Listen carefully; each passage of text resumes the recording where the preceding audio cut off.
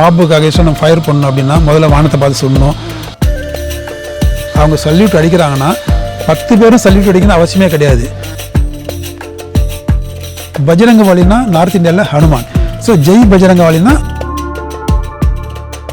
அங்கே ஃபயரிங் நடந்துகிட்டு இருக்கோம் காஷ்மீரில். இங்கே ஃபோன் அட்டன் பண்ணும்போது அந்த ஃபயரிங் ஷாட் கேட்கும்.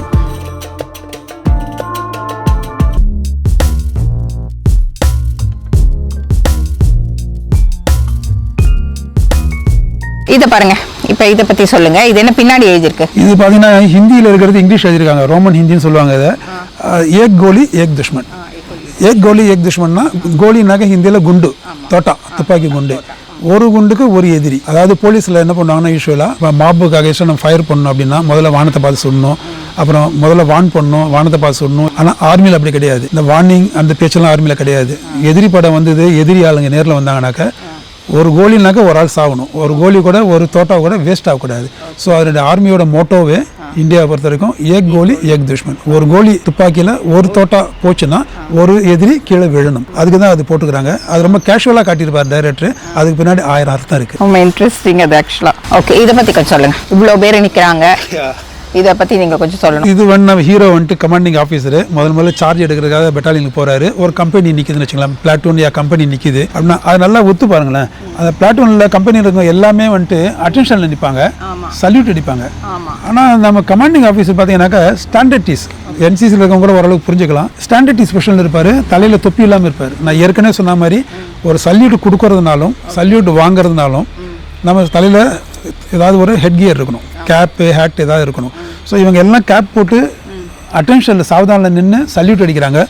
அவர் பார்த்தீங்கன்னாக்கா ஆராம்ஸே ஸ்டாண்டர்ட் ஈஸில் நின்றுக்கிட்டு அவர் சல்யூட்டை ரிசீவ் பண்ணுறாரு, சல்யூட் அடிக்கலை. முதல்ல இது மாதிரி ஒரு 10 பேர் 20 பேர் ஒரு பிளாட்டூன் இருந்ததுன்னா அவங்க சல்யூட் அடிக்கிறாங்கன்னா 10 பேரும் சல்யூட் அடிக்கணும்னு அவசியமே கிடையாது. அந்த 10 பேருக்கு முன்னாடி ஒருத்தர் நிற்பார், அவரும் இந்த கமாண்டருக்கு சல்யூட் அடிப்பார். கீழே இருக்கிற சபார்டினேட்ஸ்க்கு முன்னாடி ஒரு கமாண்டர் நிற்பார், அவர் மட்டும் சல்யூட் அடித்தாருன்னா அது கீழே இருக்கிறவங்களாம் ஆட்டோமேட்டிக்காக சல்யூட் அடித்தது அர்த்தம். அப்படி இருக்கும்போது இவ்வளோ பேர் சேர்ந்து ஒரே டைமில் அவருக்கு சல்யூட் அடிக்கணும்னு அவசியம் இல்லை. அப்படியே அடித்தாலும் அவங்க அட்டென்ஷனில் சாவதானில் நின்று அவங்க அடிக்கிறாங்க. அது கமாண்டர் பார்த்தீங்கன்னாக்கா ஸ்டாண்டர்டிஸில் நின்றுக்கிட்டு தலையில் தொப்பி அதுமாரி கேப் எதுவும் இல்லாமல் அவர் சல்யூட்டை ரிசீவ் பண்ணுறாரு. அது எனக்கு தெரிஞ்சு தப்பு தான். நீங்கள் சொன்னது ஓரளவு கரெக்டாக தான் இருக்கும். ஏன்னா நான் எங்கள் அப்பா பட்டாலியனில் வந்து பெரேட், காலையில் மார்னிங் பெரேட் பார்த்துருக்கேன். ஸோ அதில் வந்து நான் பார்த்ததும் நீங்கள் சொன்னதும் கரெக்டாக தான், அதே மாதிரி தான் இருக்குது. இதை பற்றி சொல்லுங்கள். இது சொல்கிறதுக்கு ஒன்றுமே இல்லை. இதில் வந்துட்டு ஒரு அருமையான ஒரு ஷாட் இது. அதுக்காக சொன்னேன். ஹீரோவோட கையை பாருங்கள், சல்யூட் அடிக்கிறாரு, ஒரு பர்ஃபெக்ட் சல்யூட். சினிமாவில் எத்தனையோ ஹீரோஸ் வந்துட்டு போலீஸ் ரேங்கில் போட்டு போலீஸ் யூனிஃபார்ம் போட்டு வந்திருக்காங்க, மிலிட்ரி யூனிஃபார்ம் போட்டு வந்திருக்காங்க, சல்யூட் அடிச்சிருக்காங்க. நான் இது வரைக்கும் பார்த்த தமிழ் சினிமாவில் எனக்கு தெரிஞ்சு இது பர்ஃபெக்ட் சல்யூட்டு இது சிவகார்த்திகேயன் அடிச்சது தான். அதுக்கே அவருக்கு ஒரு பெரிய சல்யூட்டு. இதுக்கு முன்னே ஒரே ஒருத்தர் தான் அது மாதிரி அருமையான சல்யூட் அடிச்சிருக்கிறாரு. யாருன்னா அது நடிகர் திலகம் சிவாஜி கணேசன். தங்கப்பதக்கம் படம் பாருங்கள், கடைசியாக அவர் மெடல் வாங்கிட்ட பிறகு அடிப்பார், அவ்வளோ பர்ஃபெக்டாக இருக்கும். ஒலிம்பிக்கில் உங்களுக்கு ஜிம்னாஸ்டிக் சொல்லும்போது சொல்லுவாங்க இல்லையா, பர்ஃபெக்ட் 10 அப்படின்வாங்க ஜிம்னாஸ்டிக்கில். அது மாதிரி அவர் அடிக்கிறது வந்து ஒரு பர்ஃபெக்ட் 10 அப்படின்னா சிவாஜி கணேசன் அடிச்சிருப்பாரு. அதே மாதிரி சிவகார்த்திகேயன் அடிச்சிருக்காரு. அதுக்காக எனக்கு என்னுடைய ஒரு சல்யூட். நான் என்ன நினைக்கிறேன்னா, சிவகார்த்திகேயன் வந்து அவங்க அப்பாவும் டிபார்ட்மெண்ட்டில் தான் இருந்தார். ஓ, போலீஸ் டிபார்ட்மெண்ட்டில். ஓகே. ஸோ அதனால அவர் பிளட்லையும் அந்த போலீஸ் ரத்தத்தில் ஊறி போயிருக்கு. அதனால அது பர்ஃபெக்டாக இருந்திருக்கு. இது என்ன ராமலிங்கம், ஜெய் பஜ்ரங்கவாலின்னு? இது பார்த்தீங்கன்னாக்கா ஏதாவது ஒரு ஆப்ரேஷனுக்கு போகிறதுக்கு முன்னாடி ஆர்மியில், நார்த் இந்தியாவில் ஆர்மி, போலீஸ், ஏதாவது பேராமிலிட்டரி ஃபோர்ஸ்லாம் அவங்க ஒரு ஏதாவது ஸ்பெஷல் ஆப்ரேஷனுக்கு போகிறாங்கன்னா போகிறதுக்கு முன்னே வந்துட்டு ஒரு கத்துவாங்க, ஜெய் மாதாதி அப்படின்வாங்க. அது மாதிரி வந்துட்டு ஜெய் பஜ்ரங்கபாலி. பஜ்ரங்கபாலின்னா என்ன சொல்லுங்க பார்க்கலாம்? ஜெய் ஹனுமான். ஓரளவுக்கு உங்களுக்கு ஹிந்தி தெரிஞ்சிருக்குது. ஜெய் பஜ்ரங்கவாலினாக்க பஜ்ரங்கவாலினா நார்த் இந்தியாவில் ஹனுமான். ஸோ ஜெய் பஜ்ரங்கவாலினா ஹனுமான் வாழ்க அதுன்னு அர்த்தம். Hanuman is meant for strength, strong. So இது மாதிரி நான் போகும்போது எங்களுக்கு ஒரு பலத்தை கொடு அப்படிங்கிறதுக்காக எப்போவுமே ஆர்மியை பொறுத்தவரைக்கும் எந்த ஒரு ஆப்ரேஷன் போனாலும் போகிறதுக்கு முன்னே படை வீரர்கள் எல்லாம் ஒரு தடவை சேர்ந்து ஜெய் பஜ்ரங்கவாலி அப்படின்னு சொல்லி கத்திட்டு தான் போவாங்க. அது அவங்களுக்கு அவங்களே சேரப் பண்ணுற மாதிரி. இப்போ நான் ரீசெண்டாக ஒரு 2-3 வீக்ஸ் பேக் ட்ரம்போட ஓத் டேக்கிங் செரமனியில் இந்தியன் ஆரிஜின் அமெரிக்கன் ஒருத்தர் ஜெய் ஹனுமான் அப்படின்னு சொல்றது கேட்டுச்சு எனக்கு. ஸோ மஸ்ட் பி வந்து ஒரு ஸ்ட்ரென்த்தை கொடுக்கறதுக்கு, ஒரு கான்ஃபிடென்ஸை கொடுக்கறதுக்கு சொல்லியிருக்கலாம். இது என்னது 6 o'clock 7 o'clock? இது பார்த்தீங்கன்னாக்கா ஆர்மியில் ஏதாவது ஆப்ரேஷன் நடக்கும்போது நம்ம வந்துட்டு எதிரிருந்து எனிமிகிட்ட ஃபயரிங் வரும், லெஃப்ட்லேருந்து வரும், ரைட்லேருந்து வரும், பேக்லேருந்து வரும்.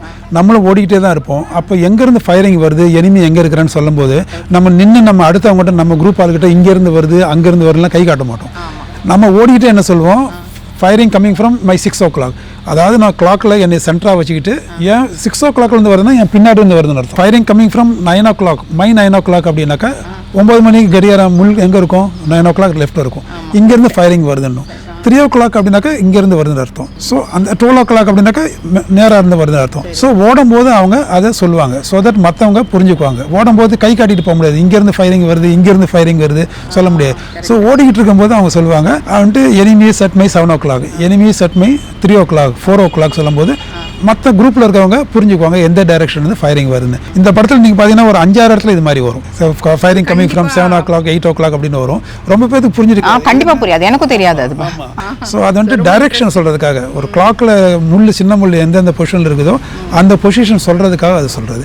ஓகே, ரொம்ப இன்ட்ரெஸ்டிங். அது actually very very interesting. Ramalingam, இந்த சீனை பாருங்க, இது என்ன, இதை பற்றி கொஞ்சம் சொல்லுங்கள். இது பார்த்தீங்கன்னா அந்த டெரரிஸ்ட்டை வந்துட்டு நம்ம ஹீரோ சுட்டு வீழ்த்திடுவார். வீழ்த்திட்ட பிறகு அவரோட கமாண்டர்கிட்ட ஃபோன் வரும். அப்போ இவர் சொல்லுவார், சார் இவன் இறந்துட்டான், அல்டா ஃபார்ம் வந்துட்டு இறந்துட்டாரு, நான் சுட்டுட்டேன் அப்படின்வான். அதுக்கப்புறம் மறுபடியும் ஒரு தடவை சுட்டு காட்டுவான்.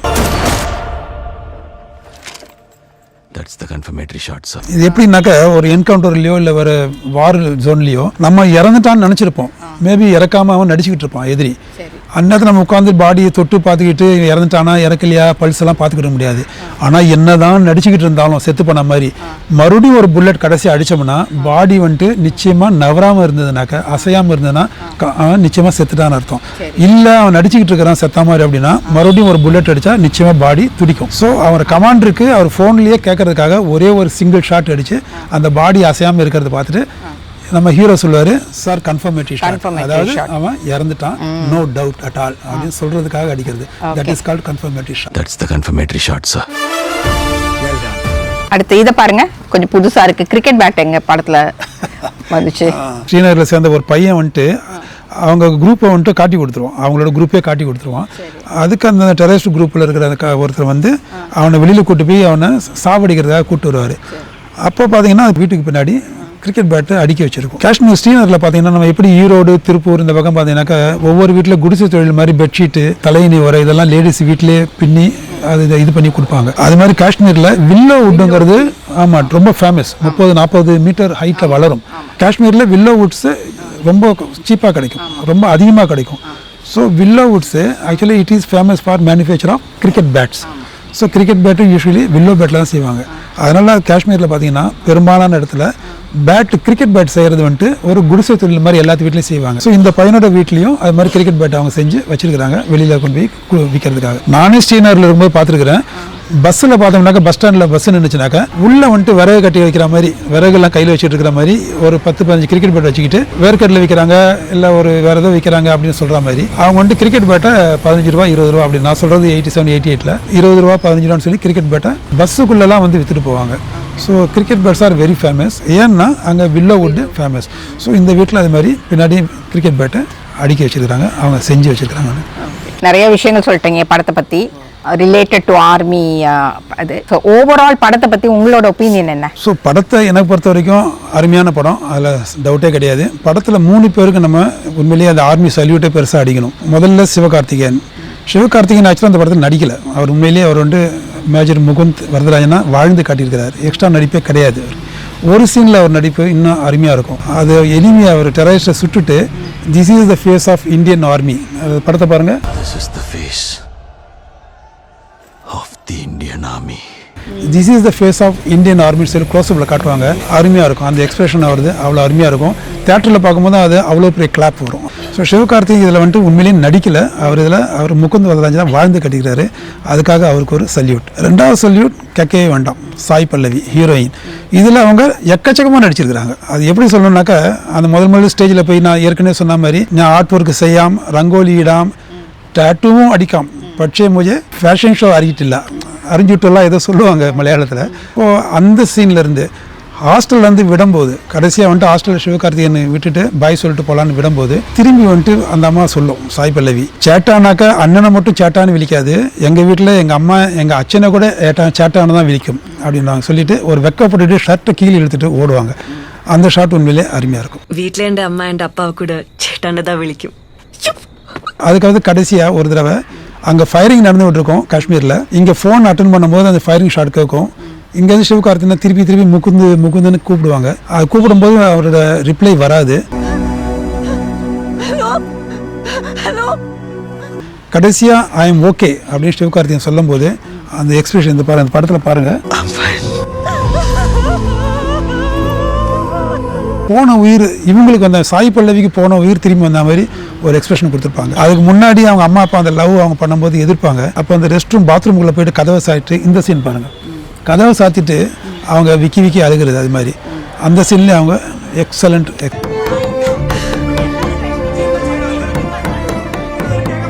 அப்படி ரியலிஸ்டிக்காக. அதுக்கப்புறம் மறுபடியும் அந்த போஸ்டிங் ஆகி போகும்போது ரயில்வே ஸ்டேஷனில் நிற்கும்போது தன்னோட பாஸ்போர்ட் சைஸ் ஃபோட்டோ கொடுத்து, இப்படிலாம் ஆர்மியில் போகிறவங்க இப்படிலாம் பர்ஸில் வச்சுக்குவாங்களாம், என்னுடைய ஃபோட்டோ நீ வச்சுக்கியா அப்படின்னு சொல்லிட்டு கொடுக்கும்போது சாய் பல்லியோட எக்ஸ்பிரஷன் கிளாஸ். ഞാൻ എന്നോട് പഴയ പാസ്പോർട്ട് സൈസ് ഫോട്ടോ ഒന്ന് തേടി എടുത്തിട്ട് വന്നിருக்கு. இது எல்லாத்துக்கும் மணிமகனமாக அவங்கள வைக்கிறது அப்படின்னா என்னன்னா, கடைசியாக ஹஸ்பண்டோட டெட் பாடி காஃபின் பக்கத்தில் உட்காந்துக்கிட்டு விரக்தியாக ஒரு பிளாங்காக பிளைண்டாக இந்த படத்தை பாருங்கள், அதை பார்க்கும்போது தெரியும். எந்த ஒரு எக்ஸ்பிரஷனும் இல்லாமல் ஒரு எக்ஸ்பிரஷன் கொடுத்துருப்பாங்க. நான் சொல்கிறது புரியுது உங்களுக்கு? எக்ஸ்பிரஷனே இல்லாமல் ஒரு எக்ஸ்பிரஷன் அப்படி கொடுக்குறது பெரிய விஷயம். அந்த படத்தை திருப்பி பார்த்தா தெரியும். அப்படி உட்காந்துருப்பாங்க, அப்படியே பிளாங்காக, என் மனசுக்குள்ளே எதுவுமே ஓடல அப்படிங்கிறத கண்ணிலே தெரியும். நான் எதை பற்றியும் நினைக்கல, வீட்டுக்காரர் போயிட்டா எதை பற்றியும் நினைக்கிறது என்னால் முடியல அப்படின்னு உட்காந்துருப்பாங்க. அந்த ஷாட்டு பார்த்தா நம்ம கண்ணிலே தண்ணி வரும். So Sai Pallavi no chance, இதில் அவங்கள அடிச்சுக்கிறது ஆளே கிடையாது, அந்த அளவுக்கு பண்ணியிருப்பாங்க. மூணாவது நான் சொன்னது டைரக்டர் ராஜ்குமார் பெரியசாமி, கேட்கவே வேண்டாம். ரைட் ஃப்ரம் பிகினிங் நான் சொன்ன மாதிரி டைட்டில் வைக்கிறதுலேருந்து கடைசி வரைக்கும் ஒரு முகுந்த் வரதாங்கிற ஒரு மாமனிதனை என்னதான் அசோக் சக்ரா அப்படி இப்படின்னு கவர்மெண்ட் ஆஃப் இந்தியாலாம் கொடுத்து அவரை மரியாதை பண்ணியிருந்தா கூட அந்த அளவுக்கு நம்ம தமிழ்நாட்டிலையோ இந்தியாவிலையோ அவர் அந்த அளவுக்கு தெரிஞ்சிருக்குமான்னு சந்தேகம். ஸோ ஒரு தமிழன் நம்ம ஆர்மியில் இருந்து நம்ம இந்திய நாட்டுக்காக இந்த அளவுக்கு தன் உயிரையே கொடுத்துருக்கிறாரு அப்படின்னு சொல்லி உலகத்துக்கே காட்டின ராஜ்குமார் பெரியசாமிக்கு ரியலி பிக் சல்யூட். அப்சல்யூட்லி எக்ஸலண்ட்டாக இருந்தது உங்கள் ரிவ்யூ. ஆஸ் அ சிவிலியன் என்னெல்லாம் எங்களுக்கு தெரியாதோ அதை பற்றி எக்ஸலண்ட்டாக எக்ஸ்பிளைன் பண்ணீங்க. So thank you so much. It was really wonderful. Thank you so thanks a lot. Last but not least, நான் என்ன சொல்றேன், இது வந்துட்டு படத்தோட குறைகளை நான் சொல்ல வரல. ஒவ்வொருத்தரும் இதுக்கு முன்னே எவ்வளோ பேர் இதை பற்றி வேற ஒரு ஆங்கிள் அவங்க சொல்லும் போது நம்ம ஒரு போலீஸ் ஆஃபீஸராக நம்ம ஒரு யூனிஃபார்ம் ஃபோர்ஸில் இருந்தவங்க இதை பார்க்கும்போது நம்ம கண்ணுக்கு எப்படி தெரியுதுன்னுக்காக பார்த்தோம். மேபி இதை பார்த்தா நாளைக்கு வர அசிஸ்டன்ட் டைரக்டர் இப்படிலாம் கூட பார்க்கறது ஜனங்க இருக்காங்களான்னு நினச்சி தே கேன் ரெக்டிஃபை இட். அப்படி இருக்கும்போது நல்லது. அது இல்லாமல் ஒரு சில விஷயம் வந்துட்டு டைரக்டர் வந்துட்டு ஜஸ்ட் லைக் தேட் ஒரு பாசிங் க்ளவுட் மாதிரி காட்டிட்டு போயிருப்பாரு. நான் சொன்ன அந்த ஏக் துஷ்மன் ஏக் கோலி, அந்த மாதிரி ஜெய் பஜரங்கவாலி, இந்த மாதிரி விஷயம்லாம் வந்துட்டு ஜஸ்ட் லைக் தேட் காட்டியிருப்பாங்க. ஆனால் அது என்னன்னு ஜனங்களுக்கு புரியாது. அந்த அந்திம் பத், பெஹ்லா கதம், இதெல்லாம் புரியாது ஜனங்களுக்கு. அது ஜஸ்ட் லைக் கேமராவில் வந்திருக்கும், பார்த்துருப்பாங்க, தெரியாது. அதை நம்ம எடுத்து சொல்லும் போது வி கேன் என்லைட் தம். அதுக்காக நான் பண்ணது ஒழிஞ்சு இதை நான் நிச்சயமாக பெருசாக குறைன்னு சொல்ல. அஃப்கோர்ஸ் இது ரிவ்யூவாக இருக்கலாம், இல்லை ஒரு எக்ஸ்ட்ரா இனிமேல்ட்டு எடுக்க போகிறவங்களுக்கு அவங்க கற்றுக்க வேண்டிய பாடமாக இருக்கலாம். அதுக்காக தான் சொன்ன ஒழிஞ்சு இதை வந்துட்டு குறைன்னு தயவுசெய்து யாரும் நினைக்க வேண்டாம். இல்லை, நீங்கள் குறையோட நிறைய சொல்லியிருக்கீங்க, நிறைய பாசிட்டிவ் தானே சொல்லியிருக்கீங்க. குறையை விட நிறைய சொல்லியிருக்கேன். நிறைய சொல்லியிருக்கீங்க, ரொம்ப பாசிட்டிவாக சொல்லியிருக்கீங்க. Okay, thanks madam. Thank you so much. Thank you.